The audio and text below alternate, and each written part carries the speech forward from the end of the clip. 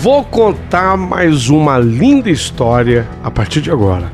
Só que eu quero fazer antes um pedido para você. Se inscreva no canal. É um gesto tão simples para você e tão significativo para o canal. Entra no canal, se inscreva, curta, põe o teu joinha, acione o sininho. Para nós isso é muito importante. O canal ganha força e muito mais histórias a serem contadas. Por favor, se inscreva no canal. Agora, prepara o coração, porque a história de hoje é linda.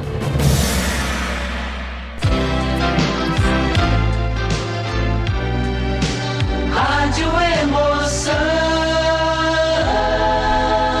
Paulinho, boa pessoa. A verdade de cada um.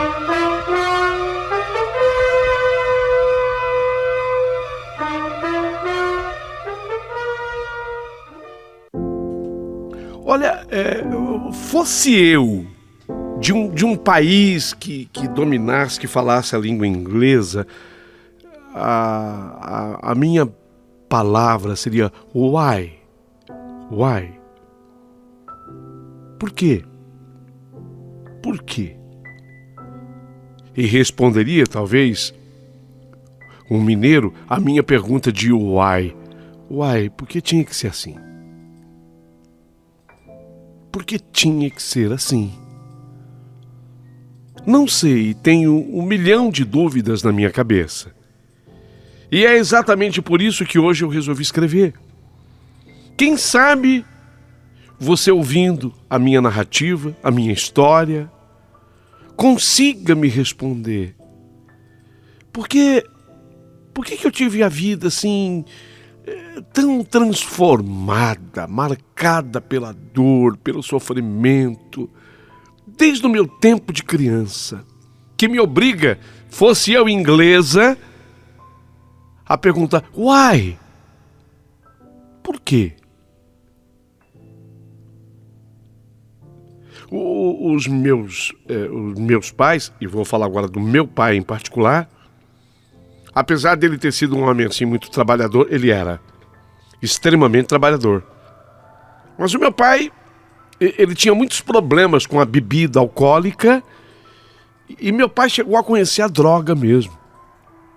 Meu pai chegou a conhecer a cocaína, sabe?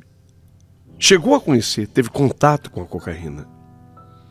A minha mãe sempre me contou que o meu pai, ele sempre foi um homem bom. Ele sempre foi um homem carinhoso para ela. Trabalhador ao extremo, já disse aqui. E apesar da vida simples que sempre levavam, eles eram felizes. E quando a minha mãe engravidou de mim, quando a minha mãe ficou à espera de um bebê, grávida de mim, foi quando o papai e a mamãe viveram, segundo ela, a melhor fase da vida deles. Ficaram felizes. Eu no ventre da mamãe, de alguma forma, eu me sinto orgulhoso desse momento. Rápido, né? Apenas alguns meses. Mas eu me sinto orgulhosa desse momento. Porque papai e mamãe viveram ali a melhor fase da vida deles, ficaram felizes. Porque a gravidez era um sonho dos dois. Eu era então uma bebê esperada, sabe? Uma bebê desejada. E logo depois que eu nasci, logo depois que eu vim ao mundo, assim que eu dei aquele chorinho que ecoou no ar, dizendo que uma nova bebezinha chegava a essa terra de meu Deus. Por ter sido aquele momento de muita alegria, foi que surgiu um problema. De uma hora para outra, sem que houvesse nenhum motivo, meu pai comemorou o meu nascimento com bebida. Hoje eu quero encher a cara, minha filha nasceu. Não tem mais ninguém mais feliz do que eu. Eu que era motivo de alegria. E era. Acabei sendo uma razão para que meu pai exagerasse na bebida. Hoje eu quero beber, não vem com crítica. Hoje não. Hoje é meu dia. Hoje é meu dia. Eu tô provando que eu também sou homem bastante para fazer um bebezinho lindo desse aqui. Opa! Hoje eu quero beber. Hoje eu quero beber. Quero beber bastante, quero comemorar. Nasceu minha menina. Só que a minha mãe diz que aquele foi um primeiro dia de excesso, mas não foi o único, não. É incrível. Se eu havia nascido e o motivo era de felicidade, por isso ele bebeu, ele também não parou. Não parou mais. E não parou mais de exagerar. E ele não parou mais com os excessos da bebida. Teria sido eu o motivo? De certa forma, ou de forma indireta? Sim. Meu pai começou a beber muito a partir do meu nascimento. Olha que coisa. Olha que coisa. E eu era motivo de alegria. Só que depois, além do excesso de bebida, papai começou a usar alguma coisa diferente. Mamãe percebia que ao mesmo tempo que ele estava assim, de fogo, tinha bebido, de repente ele ficava bom e muito conversador. Depois se calava e começou a se alimentar mal, quase não comia. E passava a noite conversando e quase não comia. Aqueles eram sinais do uso da droga. Papai já não ficava satisfeito apenas com a bebida, mas ele descobriu aí aquele famigerado pó branco, chamado cocaína. E a partir de então, a vida da minha família simplesmente virou de ponta cabeça. E quando eu comecei a me entender como gente, quando comecei a raciocinar, eu me lembro como se hoje fosse. Eu era muito pequena ainda. Eu acho que eu tinha uns 5 anos de idade. Eu não sei, até incompleto, sabe? Mas 5 anos, vai. Vamos colocar essa marca. Mas eu me lembro bem que sempre que o papai chegava em casa depois de mais um dia de trabalho, ou ele agredia minha mãe, batendo nela, ou ele ficava gritando com ela e quebrando coisas dentro de casa. Ele parecia querer me agradar desse jeito. Ele pegava um copo, pra você ter uma ideia assim, a forma que meu pai, na loucura dele, achava que me agradava. Ele pegava um copo e olhava pra mim e falava: quer ver, filha? Ô Thaís, quer ver? Ele olhava pra mim e dizia: Thaís, vem cá, quer ver? Pegava um copo e jogava o copo contra a parede, o copo se espatifava e fazia aquele barulho, e eu levava aquele susto. Eu pequenininha, você sabe que a criança, quando ela leva um susto, ou qualquer um que quando leva um susto, fecha os olhinhos assim. Assustou, filha? Você tem que acostumar. É legal jogar o copo na parede. Vocês estão entendendo? Será que eu estou conseguindo ser feliz de posicionar vocês dentro da loucura que eu vivia? Eu tinha 5 anos de idade. Era a forma do meu pai brincar comigo jogando copo na parede. Isso depois que ele chegava do trabalho. Eu já ficava tão preparado que quando às vezes ele ameaçava jogar o copo na parede, eu fechava os olhinhos do mesmo jeito, ele ria. Porque eu estava assustada. E ele sempre chegava bêbado ou drogado, ou as duas coisas, sei lá se é possível. Eu sei lá se é possível. Mas quando eu escuto, quando eu ouço um barulho de copo se quebrando até hoje, ai, dói aqui, ó. Dói no mais fundo do meu coração. Porque eu me lembro daquelas cenas e dos meus olhinhos assustados piscando e meu pai rindo. Apesar de toda a violência de meu pai, a minha mãe sempre fazendo de tudo por ele, sabe? A minha mãe se dedicava a ele. A minha mãe amava o meu pai. Eu não tenho dúvida disso. A minha mãe amava. Tá, tudo bem, não era um amor lúcido, era um amor maluco, sei lá o que era, mas era sentimento. Ela tinha certeza de que com carinho, com atenção, com dedicação, é amor isso. Ela iria conseguir fazer com que meu pai um dia abandonasse o vício do álcool, o das drogas que ele havia descoberto, mas dia após dia, a minha mãe ela percebia que essa batalha estava difícil ela ganhar. Essa batalha ficava longe. Batalha árdua! Árdua demais, difícil demais, injusta demais. Porque era como se a minha mãe fosse um exército de 10 e o exército do outro lá tivesse 1000. Era difícil. Era difícil.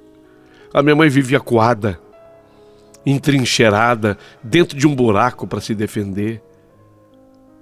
Porém, mesmo assim, ela nunca desistia de lutar para que meu pai se curasse, porque a minha mãe dizia para mim, e isso desde que eu era criancinha, ele é doente, filha, teu pai é doente. Ela entendia que todo aquele processo que meu pai passava era motivado por uma doença, ele tinha que se curar. Bom, lógico que com essa situação as coisas já não iam bem dentro da nossa casa. E para piorar ainda mais a situação, naquele ano, depois eu até posso dizer que ano foi, mas naquele ano o meu pai acabou perdendo o seu emprego. Ele trabalhava numa metalúrgica. A metalurgia estava em alta, vocês lembram? Faz tempo. Os metalúrgicos, eles ganhavam bem, sabe? Ganhavam diferente. O sindicato era forte, né? Sindicato forte, lutava pelo trabalhador. Quando meu pai perdeu aquele emprego, nossa, minha mãe chorou, porque era um empregaço. É gozado, né, o trabalhador. Quando ele perde um emprego qualquer, tudo bem, ele substitui. Mas um emprego como aquele que meu pai perdeu, não. Ferramenteiro, o nome da profissão do meu pai. Eu nunca sabia o que era ferramenteiro. Ele era metalúrgico ferramenteiro, ganhava bem. Mas perdeu o emprego por quê? Porque estava doente, viciado, não só no álcool, principalmente na cocaína. Ele operava máquinas perigosas e não tinha a menor condição dele continuar. Aí um entrega daqui, um entrega de lá, um defende, outro entrega, até que advertência e outra advertência. E quando chega na terceira, você já viu. Justa causa. Meu pai foi mandado embora por justa causa, falta e etc, e etc. E aí, nossa, a situação em casa ficou periclitante. Porque a minha casa tinha bastante coisa. Meu pai quebrava copo. Meu pai quebrava taça. Você imagina? Ganhava bem, meu pai. Quando eu digo quebrar, porque um dia ia acabar, né? Aí ele substituía. Ah, eu quebro, porque eu compro de novo. Eu compro de novo, cara. O dinheiro é meu. Só que desempregado, os copos acabam. Mas não acaba só o copo. Acaba a comida que vai no prato, que vai na panela, acaba tudo, foi acabando tudo. Foi terminando tudo na minha casa. Mas a minha mãe continuava a batalha. E todo o dinheiro que a minha mãe ganhava, faxineira, das boas, hein? Ela ia arrumar as casas, ela ia executar limpeza nas casas. E não se limitava a isso, não. Ela lavava, ela passava roupa. E a minha mãe chegava de noite e fazia salgadinho, fritava salgadinho pela manhã. Quando ela saía para ir trabalhar, ela já vendia salgadinho. Na mesma mulher que ela ia. Olha o que a minha mãe fazia. Olha o tamanho do sacrifício e esforço dela. Na mesma mulher que ela ia limpar a casa, ela falava, quantas coxinhas eu levo para a senhora? A mulher gritava do outro lado, 12. Não, então eu vou levar 20. A minha mãe empurrava um pouquinho mais. Eu vou levar 20. E lá ia ela com as coxinhas fritas para casa da mulher. E era um dinheirinho a mais que ela pegava. Só que essa grana a mais, esse dinheiro a mais não era suficiente, porque meu pai desempregado, cadê dele arrumar um outro emprego? Acabou com os copos, acabou com as taças, acabou com os pratos.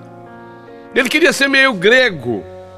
O grego na festa comemora quebrando prato, só que meu pai quebrava prato todo dia. E ele não substituía mais.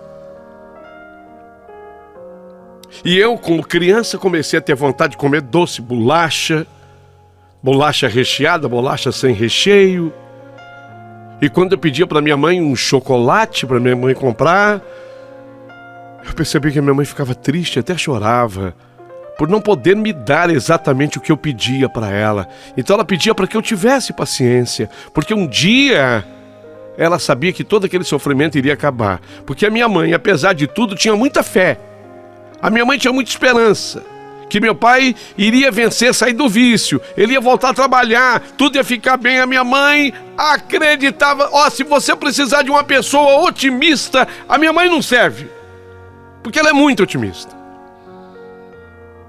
Ela passa da medida do otimismo. Ele vai ficar bom, você vai ver. Eu não me engano naquilo que eu falo.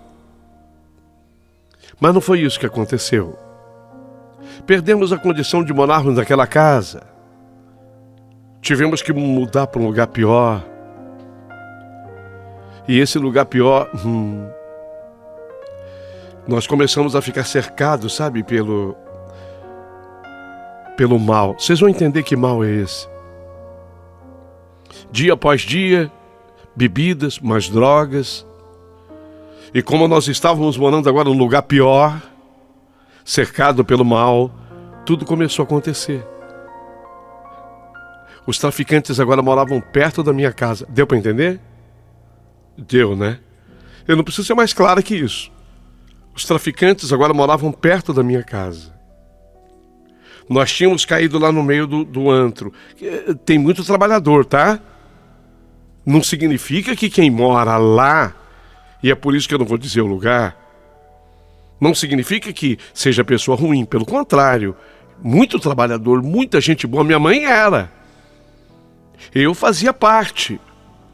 Mas o meu pai que já estava dentro do vício, agora ele estava pertinho.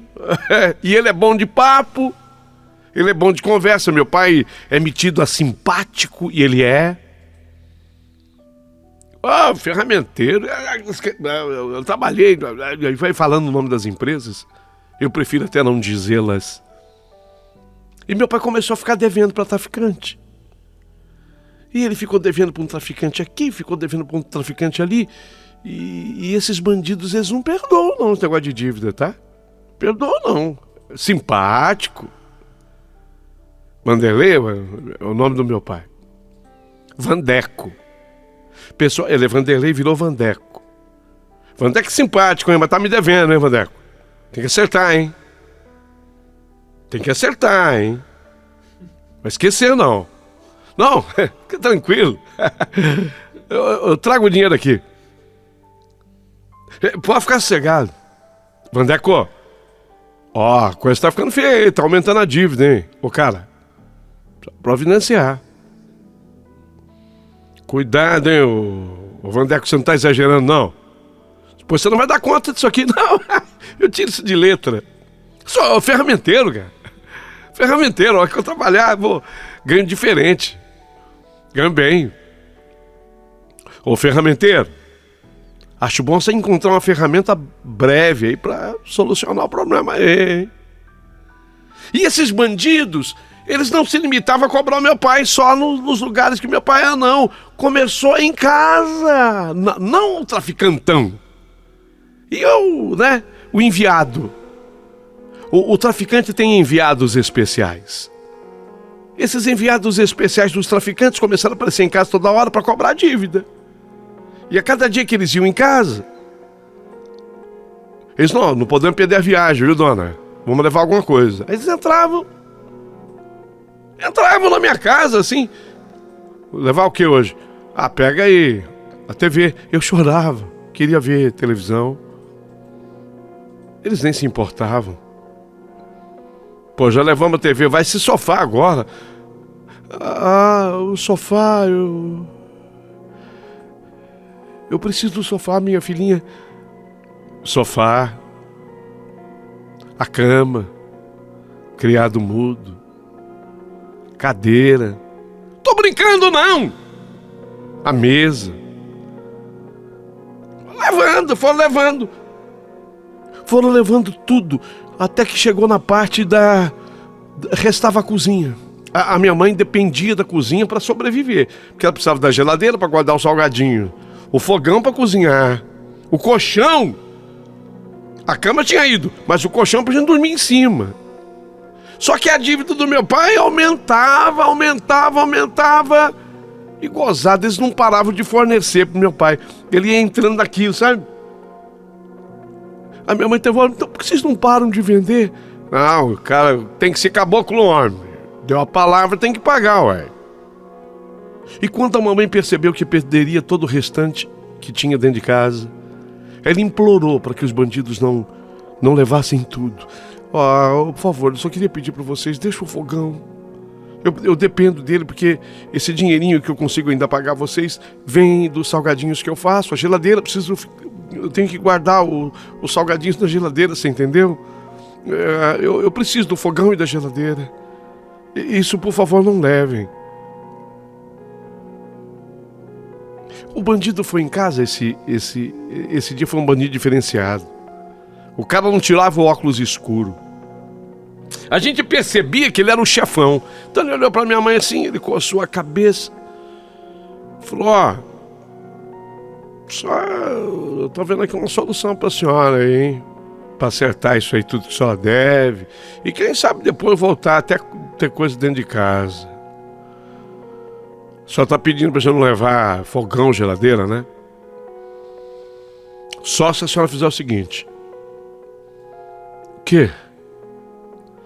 A senhora não tem nenhuma suspeita sobre a senhora, né? Vou guardar aqui com a senhora. O quê? A droga. Guardar aqui. E a senhora pode até negociar, vender. Pelo amor de Deus, eu tenho minha filha. Não, a senhora não vai envolver filha nenhuma. É só guardar. E se parecer alguém, pode vender. Pelo menos a senhora vai pagar tudo que deve e vai começar a recuperar as coisas.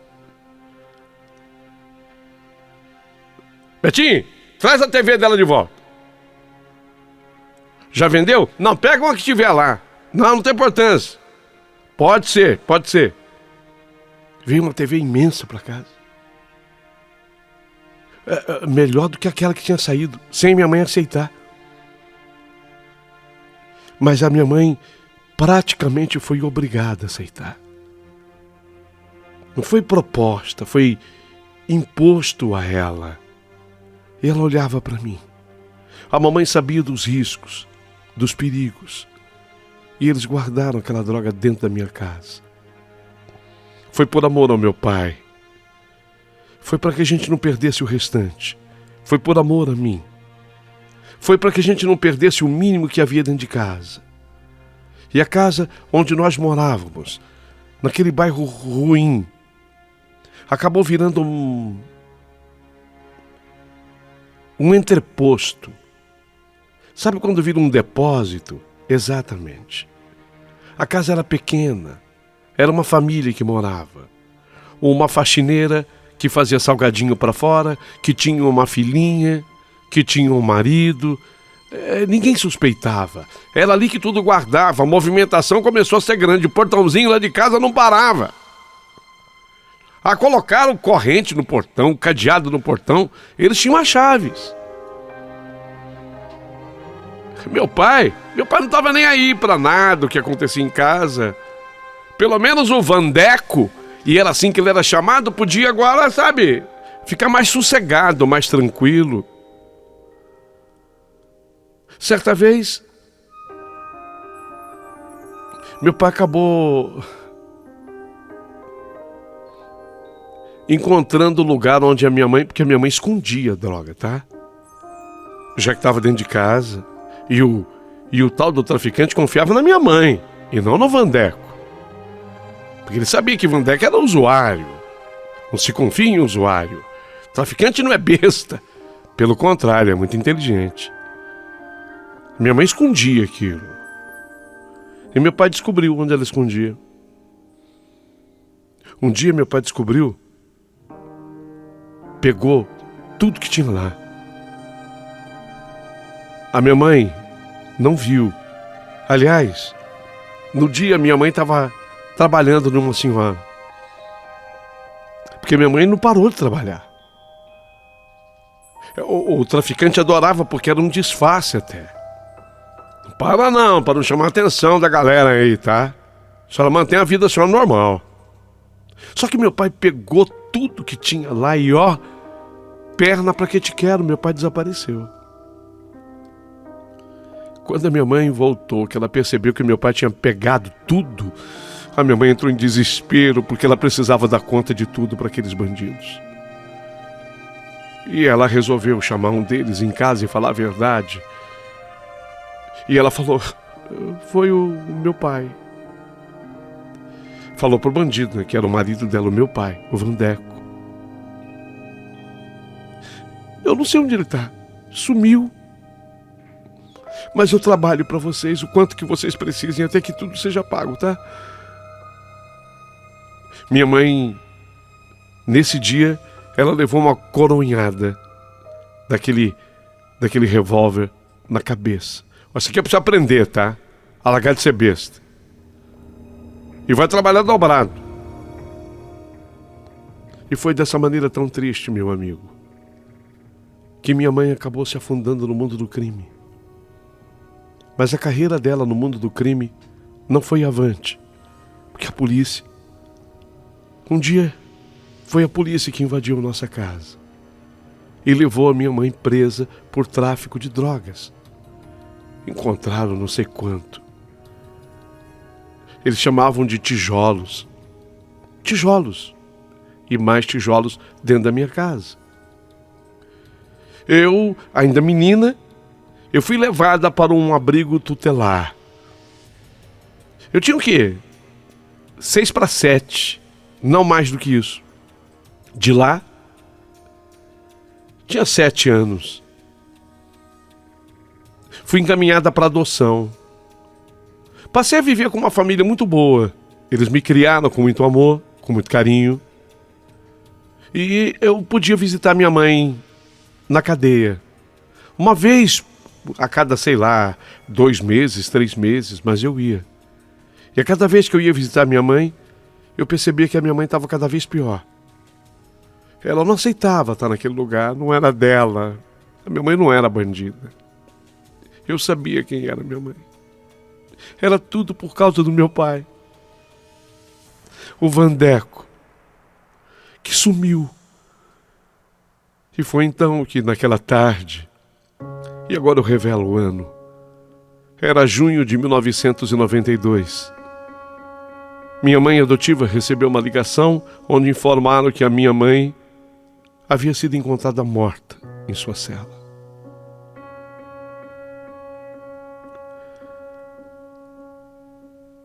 Encontrada morta? E qual é a suspeita?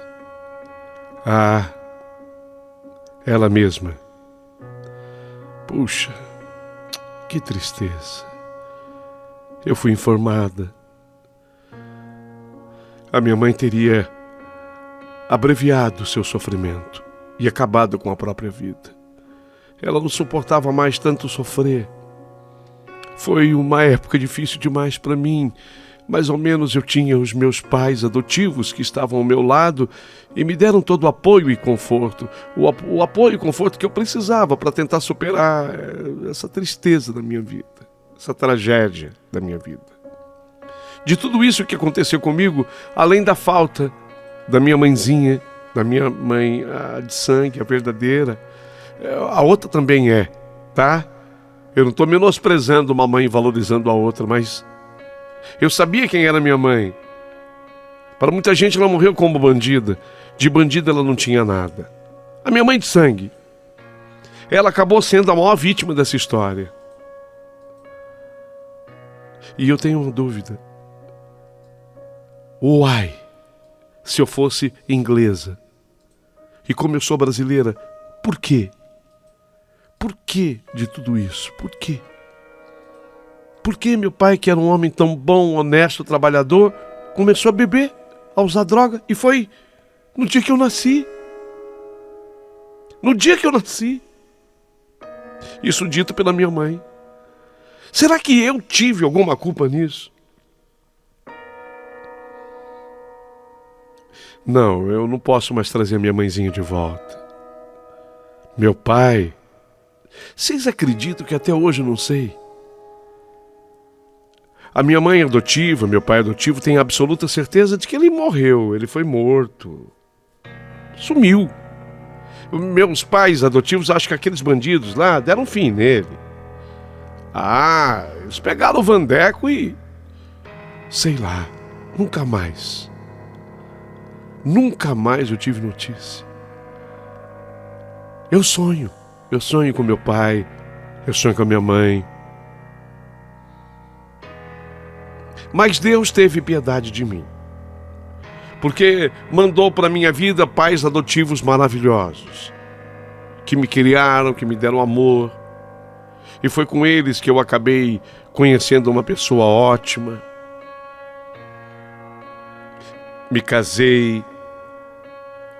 O meu marido é o Soares, gente da melhor qualidade. Hoje nós moramos numa zona rural, numa chácara. O lugar é gostoso. Eu amo plantar, colher. Eu tenho uma plantação de margaridas que é a coisa mais linda. Eu forneço até para o Ceasa. As minhas margaridas vão até para o Ceasa de tanto que eu produzo. Aqui, no meio das minhas margaridas, vem muitas borboletas. Muitas. Mas você sabe que a borboleta é um inseto. E ela tem um período de vida curto. A borboleta não vive assim. Mas tem uma que vem aqui nas minhas margaridas na chácara. Ela é amarela. É uma borboleta amarela grande. Sempre ela. Eu sei que não tem lógica. Porque afinal de contas eu estou aqui na chácara e tenho a plantação de margaridas há 6 anos. Então a borboleta, ela não dura. Ela tem um período de vida curto. E faz 6 anos. Que quando eu vou no meio da margarida, vem aquela borboleta amarela grande. E ela vem, ela começa a me rodear. Ela começa a me rodear. E ela pousa no meu ombro. E quando ela pousa no meu ombro, eu sinto um arrepio que corre o meu corpo inteiro. Porque aí eu olho para ela no meu ombro, eu não espanto. Eu deixo ela no meu ombro. Eu olho para ela no meu ombro e é como se eu sentisse a mão da minha mãe. A mão da minha mãe. Aí eu olho para a borboleta e eu digo assim: pode ficar. Pode ficar.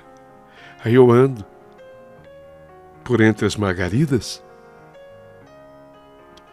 e quando eu resolvo ir embora, como que por encanto, a borboleta sai do meu ombro, dá uma volta e desaparece.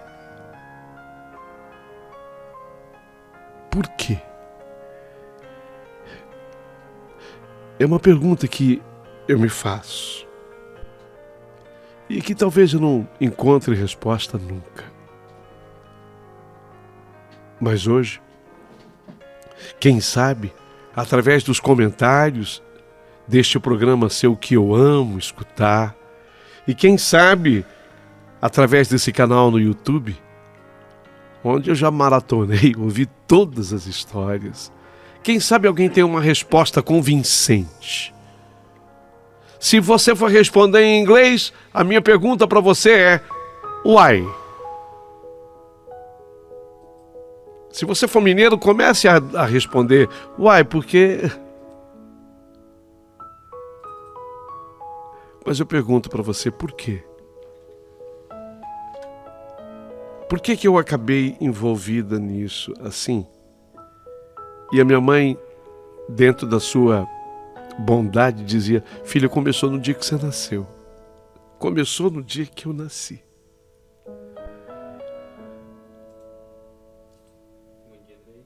Pois é. Vou ficar esperando o seu comentário.